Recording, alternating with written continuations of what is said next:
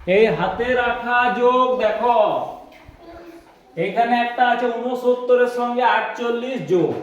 তাহলে প্রথমে আমরা এককের ঘরে এটাতে আছে 9 আর এটাতে আছে কত আছে 8, এই দুটো যোগ করব, যোগ করলে কত হয় 17। বাহ, 17টা তাহলে এখানে লিখে দেবো তো?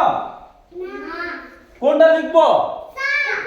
হ্যাঁ, 60টা থাকবে, যেটা ডান দিকে আছে সেটা থাকবে, আর বাঁ দিকেরটা কোথায় চলে যাবে? এটা উপরে চলে যাবে। বা মনে মনে রাখতে হবে 1, তাহলে এই একটা চলে গেল। তাহলে এবার কত হবে? 6 আছে 10 আর এই হাতের একটা হয় 11। ঠিক আছে, এটা থাকবে না। তাহলে কত উত্তর হলো? 117। এরকম ভাবে অঙ্ক করবে, ঠিক আছে? বুঝতে পারলে?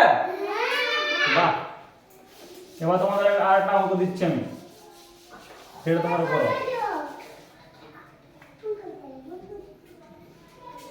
8 7 5 8, এই অঙ্কটা করো। হাতে রাখা বা হাতে ধরা যোগ, এটা করো। চলে এসো, বোর্ডে চলে এসো, সুমনা চলে এসো।